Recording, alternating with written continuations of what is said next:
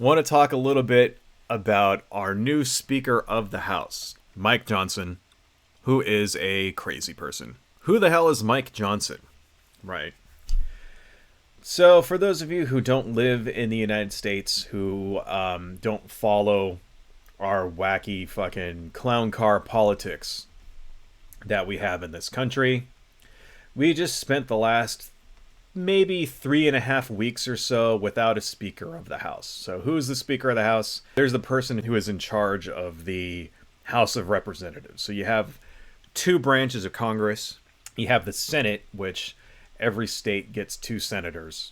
And then you have the House of Representatives, which is designed to be a little more representative of the population, even though it isn't because of gerrymandering and limits put on population. If it actually was representative, right now, California, for example, has somewhere around 57 House reps. And if it actually was representative of the population, California would probably have around 80 House reps. So they've put limits on it, and I can understand why, but still. That kind of defeats the vision of the founders, but who am I to complain? So anyway, the Speaker of the House is basically the guy in charge of running the House. He gets to decide what goes up for a vote. He actually gets to swing the gavel, stuff like that. He gets to decide who ends up on committees and stuff like that, right? And we haven't had one for about 3 weeks because of Matt Gaetz. Now, who's Matt Gaetz? Well, besides being a human-shaped pile of squirrel turds, Matt Gaetz is a House rep from Florida, specifically the Panhandle portion of Florida, right, which is super ultra right wing. And Matt Gaetz got in trouble for child sex trafficking. At least he should have. In real life, what happened is that Matt Gaetz got away with it because his daddy is rich, and he is also a congressman. So they didn't charge him. They did charge his wingman. His name was Joel Greenbaum. His wingman got 12 years in prison for child sex trafficking. This was the guy that basically set Matt Gaetz up and would bring the women over, including one who was 17 years old at the time. He went to prison for 12 years. Matt Gaetz got away with it scot-free. So there is an ethics investigation into Matt Gaetz because senators and House reps, they don't like working with pedophiles. So they put this investigation in, which an ethics investigation really usually doesn't have any teeth. What it usually just does, it's usually like the ruling party will do an ethics investigation of other people who are like in the opposite party, just so that they can like fuck them up and have things to like make commercials about when they run, So apparently what happened is that Matt Gaetz got butthurt that there was an ethics investigation, and he wanted Kevin McCarthy to put the kibosh on that. Kevin McCarthy said no, and so Matt Gaetz used his power in order to oust Kevin McCarthy, because Kevin McCarthy was a moron, and he agreed to shit like... He basically agreed to a provision that said any sitting House rep can call for a vote and like remove him. And Matt Gaetz is sort of like the leader of the quote-unquote Patriot caucus in the House, which, remember, these people are not actually patriots. They're traitors. They tried to overthrow the 2020 election and install Donald Trump as a dictator. Let's never forget that. These people are not patriots. The quote-unquote Patriot caucus is composed of roughly 20 or so representatives, including people like Lauren Boebert and Louis Gohmert and some other right-wing insane people. And they decided to oust Kevin McCarthy. So then 3 weeks go by. There's all these different votes. Jim Jordan tries to become speaker. Doesn't fucking work. A couple of other losers try to become speaker. Doesn't fucking work. And finally, they vote in this guy, Mike Johnson. And just in time, because, of course, the government is about to collapse again. They hit the spending limit. They need to pass a budget in order to stop a government shutdown. So just in time for us to avoid a government shutdown, which, just in time for another government shutdown fight, which, by the way, wouldn't be happening if Kevin McCarthy was still in there, because McCarthy made a deal with Joe Biden to avoid that. Now that Kevin McCarthy is gone, that deal is null and void. So now we get to go through a whole nother government shutdown battle all over again, where the Republicans are going to demand shit like, raising taxes on poor people, cutting it for rich people, and getting rid of like their personal pet projects like, I don't know, trans rights and shit like that. They want to get rid of that kind of thing. We're going to see big fights over that kind of stuff just so that we can keep the government running, because that's what Republicans do when they're in charge, is they like to shut things down because they're a bunch of fucking fascists. And I stand by what I just said. They are a bunch of fucking fascists. I don't care. Fuck you. That's what they are. So anyway, so this guy, Mike Johnson, is now the new speaker. Who the hell is this guy? Because he's pretty much a nobody. He was elected in 2016 for the first time, so it's very rare for a House rep that's been there for less than a decade to become speaker. Nancy Pelosi was, for example, she was in Congress for like 20 years before she got elected to be speaker back in the, early aughts or whatever. Well, at first glance, he looks like a typical Republican asshole, right? He has the typical conservative Republican asshole stances on things. He's anti-abortion, of course. He's a climate change denier. Of course, they all are. He's anti-gay marriage. He's pro-Second Amendment. The typical, usual conservative fucking dipshit stances on things. Then you kind of get into it a little more, and you find out that this guy is a little more radical than your typical conservative. First off, he is not just your usual sort of conservative Christian, because all of them are. They're all conservative Christians, right? He is part of the insane wing of conservative Christians. He's against things like not just gay marriage, but he's against like gay relationships in general. He said even things like civil unions, he was against that. Here's a video here. Let me go ahead and turn this on. Of back in 2005, where our new speaker was making disparaging comments against civil unions. So let's go ahead and turn this on here. This comes from HuffPost, new speaker Mike Johnson's long history with the religious right. Kind of scroll down through all of this. Can I get rid of that? But right around here is a video. So this is a video way back in 2005, right here, where he's condemning gay live-in lovers, right? Let's listen to what Mike Johnson circa 2005 has to say. Schools, that's the answer. I'm going to rewind this. Whole idea is that our school systems would begin teaching something that we as parents all across this state and across the nation do not want taught in our public schools. That's the answer. Can I add one thing? It's regardless of what you hear, it is not about benefits, okay? Don't buy into the hype, because when we've challenged domestic partnership ordinances, for example, my case in New Orleans, which is on appeal right now, when we asked them in discovery how many people signed up for the New Orleans domestic partnership ordinance that grants insurance and other health benefits and things to same-sex live-in lovers as it does traditionally married couples, there was only like 12 people who had signed up for this in 5 years. So it's not about benefits, it's about having that lifestyle made legitimate. It's about recognition of the lifestyle. It's about teaching it as the equivalent of marriage, and don't let anybody fool you and tell you otherwise. I'd like to make a comment on civil unions if I could, everyone. So what did we just hear there? What did he just say? He said, okay, well, only 12 people signed up to actually get the benefits that you would get from a domestic partnership. And it's really about wanting to be treated equally. That's what he said. He just said it right there. It's really about them wanting their civil unions to be treated the same as a marriage, i.e., gay people wanting to have the same legal status and to be treated the exact same as straight people. And that's what he had a problem with, is that he doesn't want to be forced to treat gay people the same as straight people, i.e., he's a fucking bigot. He's a fucking bigot who wants to impose his will on everybody else. Okay? Because here's the thing about this, folks, right? What does it matter?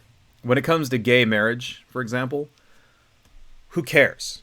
Why do you care? Why does anybody care? Why would anybody care? How anybody else is treated. Why would you give a shit? If there's two gay people, two men living together, two women living together, what business is it of yours how they decide to live their lives? And so what if they're allowed to be married? How does that affect you or your marriage? It doesn't. It doesn't at all. Your marriage is not affected. Your life is not affected in any way whatsoever. Your relationship with your spouse is not affected in any way whatsoever if somebody else is given the exact same rights and is treated the exact same way you are. It doesn't affect them at all. So why does he not want to do it? The only reason is because he's a bigoted piece of shit who doesn't like gay people. Now, is that because of his religion? Yes. Yes, it is. It's because his religion says that these people are living a sinful life. Of course, if you actually read the Bible, it doesn't actually fucking say anything like that. There's like a couple of random fucking passages here and there, and then you got Sodom and Gomorrah, which is disputed and could be about a lot of fucking different things. But that's traditionally what they cite. It's an abomination if a man lays down with another man like a woman, blah, blah, blah, blah, blah. So just because a fucking book that he read that was written more than fucking 2,000 years ago says so, then he's going to be a giant fucking bigoted piece of shit. That's really what's going on here, folks. He's one of the insane right-wing people. He's not just a typical conservative Christian person. Because normal, ordinary, typical conservative Christians are usually pretty nice people. They're usually pretty cool when it comes to stuff like this, because they understand it's just a religion. Not these people. Not people like Mike Johnson. To Mike Johnson, it's a commandment from God. And that when it becomes like a divinely inspired command, then all bets are off. That's the scary part. When it becomes God telling you to do something, all bets are off. That means that they can justify lying, they can justify cheating, they can justify murder, they can justify any kind of illegal or immoral act as long as it furthers along their goal. And that's, people need to understand this about religious fundamentalists. And it's religious fundamentalists of all stripes. It's not just Christians. It's religious fundamentalists from every religion. This holds true for all of them. Hindus, Muslims, Buddhists, all of them. When it comes to something that they see as a divine mandate, then morality goes right out the window. And they don't give it, and it doesn't matter what your rights are, it doesn't matter who you are, it doesn't matter what your color is, what your race is, or whatever. None of that will be considered at all in the slightest, because they have a mandate from fucking God, and they're going to do whatever they want, no matter who gets hurt. Let's always remember that shit, right? That's what makes fundamentalists so goddamn dangerous. Anyway, so later on, he wrote an editorial in support of criminalizing gay sex after that. It does look like he doesn't really seem to be a racist. Not really. He has claimed to have an adoptive black son named Michael, which is funny. I guess, is that Michael Jr.? I don't know. He's also made public statements in support of BLM. So, doesn't seem to be a racist, at least. He's actually gotten shit from other right-wingers because he doesn't seem to be racist enough. In particular, comments like Matt Walsh said that basically his comments on Mike Johnson were he was a full-fledged endorsement of the left's radical narrative. Right. So that was Matt Walsh's take on the fact that Mike Johnson isn't racist enough. Laura Loomer said the speaker is an undercover Democrat. There's a pro-DeSantis conservative influencer named Pedro Gonzalez, and he said that Mike Johnson had completely internalized left-wing radical libel about white supremacy and privilege. So the fact that he has an adoptive black son, the right-wingers don't really like that. Now, some criticism from the other side of the aisle here, from people on the left, because it's very funny. Yeah, this guy has an adoptive black son, but his adoptive black son doesn't appear in any of his publicly available family photos.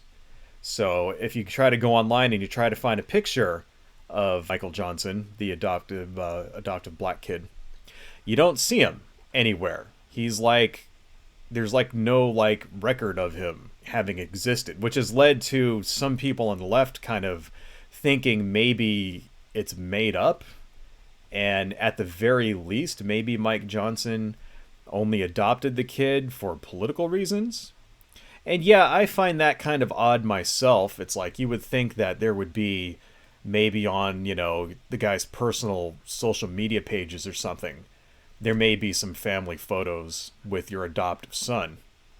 Now, the official response is that Michael Johnson is now an adult. He was adopted sometime in the past. He's an adult now with his own family, and he has opted out of being in the limelight. He doesn't want to be associated with his father's political career.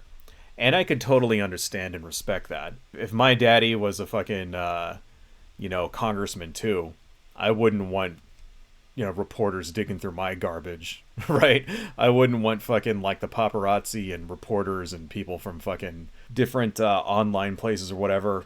I wouldn't want those assholes going through trying to find a half-eaten sandwich with my dad's germs on it, asking me questions, all this other shit. I wouldn't want anything to fucking do with that. So I could totally understand. So that I find that 100% plausible. And here's the thing about it. It's like, okay, because the guy's a religious, insane conservative, that's one thing. That doesn't mean that he's automatically racist, right? Just because he's like a bigot and he hates fucking gay people and he hates trans people doesn't also mean that he automatically hates black people too. That's a thing that we on the left kind of sometimes have a problem with. Like, we sort of assume that everyone who believes one thing also believes all these other things at the same time. And I notice that on the left we have this problem. It's called Jonanism. It's basically a logical fallacy when you assume that your enemy is all the same. That, oh, they're all crazy, they're all racist, they're all this, they're all that. We all have these things. We all have biases, and it's something that we should all try to look out for. It's like, don't always assume that just because you're political enemies with somebody that they believe all the same shit that your other political enemies have. It's like, no, people are individuals, and every individual person has different motivations. For example, people who are super duper religious, like this Mike Johnson guy, also tend to adopt children at higher rates, right? Especially if they're more well off, if they're more rich, like, if they have the money, then they do it. They tend to adopt more children, and they just do it. And it's because that's a positive thing, I think, when it comes to somebody's religious background. That's a positive thing that religions do. Like, not everything that a religious, religions don't, not everything is negative. There's also very positive things when it comes to religions also. And I think this is one of them. The fact that religious people tend to adopt. It's like, good. These kids need families.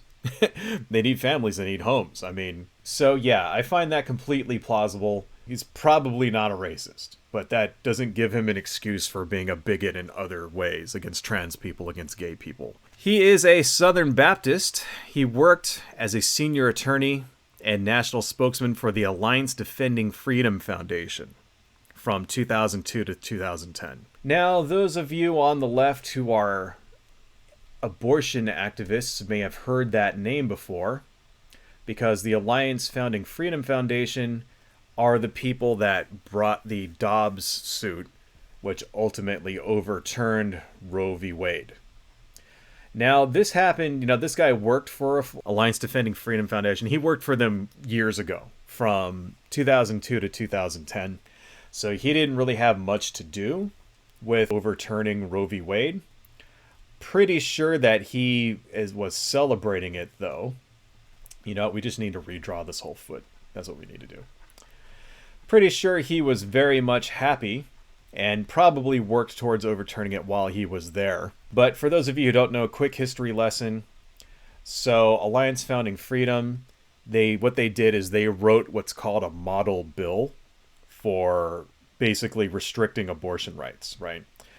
And so model bills are when a special interest group basically writes a bill and they put everything they want in the bill. So, for example, say you're a meat packing company, you may write a model bill that reduces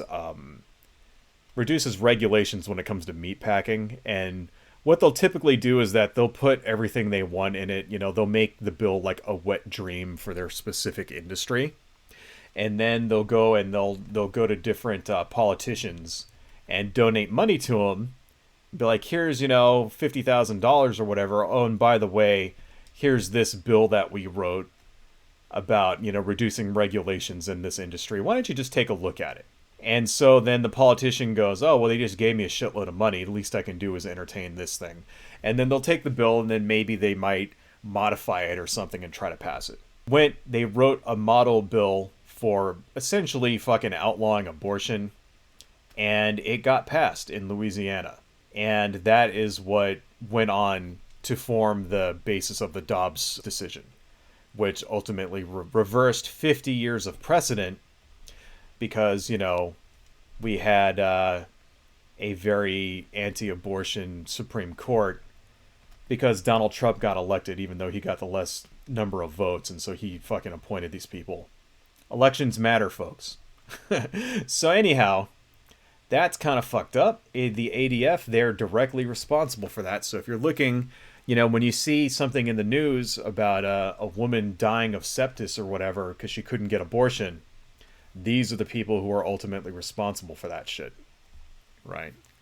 The ADF, they brag about this on their website. If you go to the Alliance Defending Freedom website, they have an entire section on there talking about the history of Roe v. Wade and their role in getting that overturned. They're happy as clams now that women are like fucking dying, basically. They're totally happy as clams. They don't give a flying fuck, which just goes to show that, Christians ultimately don't care about people.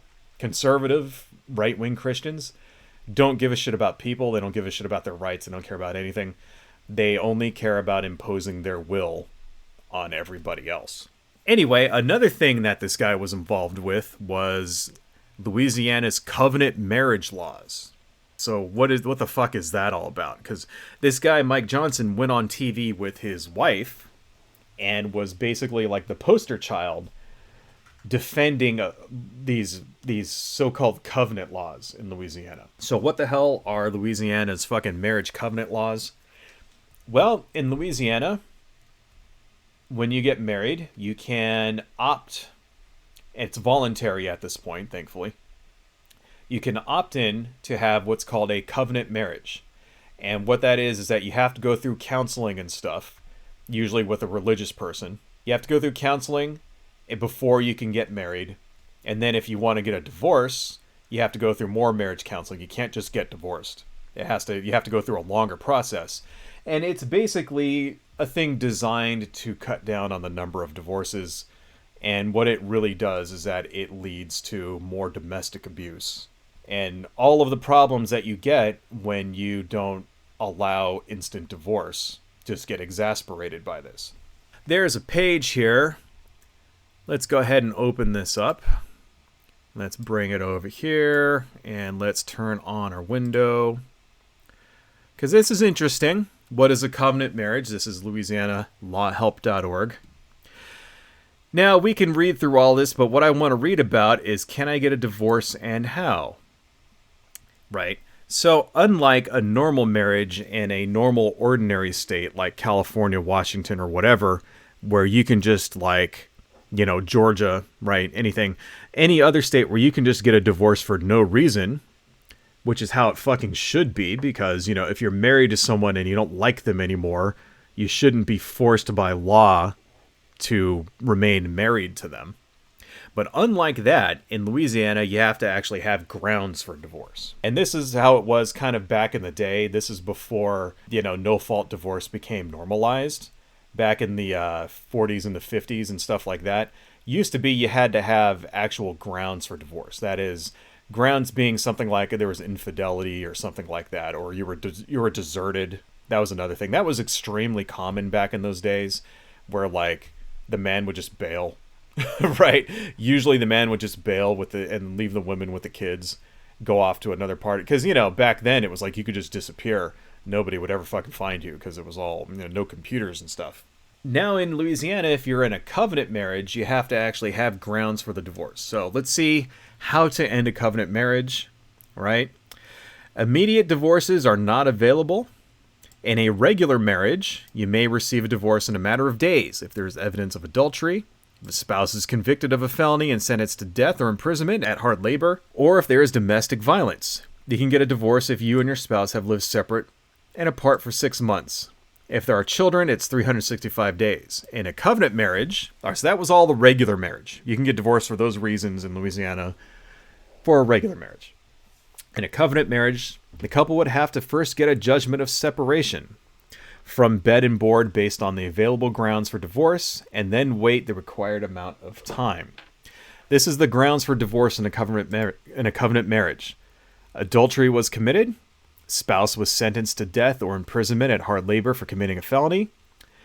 Spouse abandoned the matrimonial domicile for a period of 1 year and constantly refused to return. Spouses have been living separate and apart continuously without reconciliation for 2 years. Spouse has been living separate and apart continuously without reconciliation for a period of 1 year from the date the judgment of separation was signed. The couple has children. The time is 1.5 years. If the abuse of one of the spouse's children is the grounds for the divorce, then the time is only 1 year. So think about that. First off, what are we not seeing here in the grounds for divorce of covenant marriage? Up here, domestic violence. If there is domestic violence in a normal marriage in Louisiana, if there's domestic violence, instant divorce. In a covenant marriage, that's not grounds for divorce. Your husband is beating the crap out of you, raping you, shit like that, punching you in the face. Can't get divorced. Nope. That's not grounds. He has to cheat on you first. He has to go to prison. He has to leave. He has to leave. You can try to leave. He can track you down and beat your ass and drag you back. And that's not grounds for divorce. Because domestic violence doesn't count. No. Basically, it leaves the divorce in the hands of the man. All of this stuff. And here's the other thing here. If there's children, then it takes 1.5 years. So you have to basically file for divorce, and then you have to wait 1.5 years. If your child is being abused, you still have to wait a year. Can you imagine that? You get married to somebody, you have a kid, your spouse, most likely the husband, is abusing a child, beating the shit out of them, screaming at them, locking them in the fucking closet without food, stuff like that. You try to go get a divorce, you have to wait a year, so that means you have to live with this person for a fucking year, right? The abusive parent gets access to the child that's being abused for another year before you're allowed to get divorced. Can you fucking believe that shit? How can anybody, especially if you're a Christian, how can you support this? I mean, is this what it was like back in the biblical times? Men were allowed to beat the shit out of their wives, and it was just normal, ordinary, and fine? Is that what they're trying to fucking say? I bet if you went to Mike Johnson and you said that to him, he'd deny it. Like, no, and he'd probably spout some bullshit about covenants and fucking like the church being the bride and the man being the fucking head of the household and blah, blah, blah. And this is how it was ordained by God. He'd probably say some shit like that. But in real life, the practical effect of that is, yes, that's exactly what it is. And here's the thing, right? I don't think, like I just said, I don't think Mike Johnson has even, would consider himself a supporter of domestic violence abusers. Like, I don't even think he has even thought about it. Because that's the thing about it. It's probably never even crossed his mind. Because this is what happens with conservative right-wing evangelical Christians. Shit like this doesn't cross their mind, right? Because they're in the business of saving souls. And people who are in the business of saving souls should not also be in the business of running the government. I mean, that's just my own personal opinion. I happen to think it's a pretty well thought out opinion. Anyway, so yeah, the guy's an insane fucking right winger. He has a podcast called Interview with the Message, where he talks about ministries and shit like that. It's like, if you really are so interested, I mean, if that's your thing, okay, there's nothing wrong, right? Nothing wrong with being super religious. Nothing wrong with wanting to spread the gospel, blah, blah, blah, blah, blah, blah, right? If that's your thing, go do it. Why are you in government? Because when you're in government, you have to do the opposite of that. Okay? You're not allowed to spread your fucking, religion when you're in government. Why do they always try to fucking do it? Because that's what this guy is there for. This is why this guy is in government. So that he can pass laws that allow him to impose his religion on everybody else. That's exactly what it is. One last thing I want to say about this guy is that he is an election denier. That is to say, he's one of the election deniers that say that Joe Biden stole the 2020 election and Donald Trump was robbed and blah blah blah blah blah. And here's the thing, right? That is also standard operating procedure for being a conservative nowadays, is that you have to be an election denier. Problem is, Mike Johnson was one of the architects of Trump's attempt to steal the election. He wasn't just, the typical, one of the Republicans or whatever who's because they all have to say that now. No. He was actually on Trump's legal team. He was one of the guys who was coordinating this shit.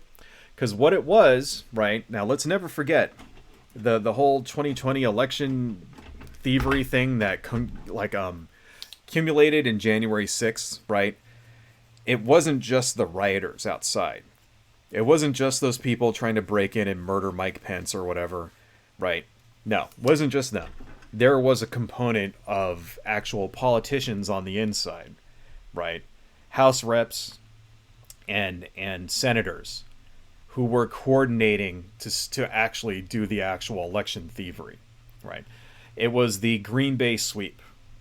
If you remember what that was, right? Basically, the plan was that they were going to object to the actual certification. They were going to take the phony baloney electors, like those people that Donald Trump has now been arrested and is on trial for. Those phony baloney electors from Arizona and Pennsylvania and elsewhere were going to show up and claim they were the real electors.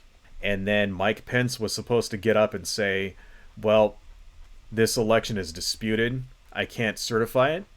And then that means they kick it back to the states. Because that's in the Constitution. The Constitution says if the election cannot be certified, it goes to a vote. It goes to a vote in the state legislatures. And it just so happens that more state legislators are controlled by Republicans than Democrats. And so then they were all going to vote to keep Donald Trump in. And that was the plan. That was the Green Bay sweep. And this guy, Mike Johnson, was part and parcel. Part of that. He was part of Trump's legal team. He was organizing that shit. So we just put a Speaker of the House in charge of the House of Representatives, and this guy is going to be the Speaker in the next election in January 6, 2025. So this guy's going to be in charge when it comes to certifying the next election, and he's someone who tried to steal it last time. So this dude is dangerous, man. That's, I think, is the most dangerous thing. He's going to be the person in charge here, and it very well could end up being that some shenanigans may go down. So, I mean, we can't blame somebody for something they haven't done, but let's just say that I don't trust this guy. I don't trust this guy at all in the slightest. He's demonstrated that he can't be trustworthy, and we all need to keep a real super close eye on him and be ready. Be ready for when they try to fucking take over. That's Mike Johnson. He's a giant, crazy, insane person. And, fuck Republicans, I guess is the best way that I can end that one. Hello folks, if you like what I do and you want to support the channel, please consider buying something from my Etsy shop, supporting me on Patreon, liking and subscribing, and checking me out across my social media links listed below. Thank you all so much, and see you next time.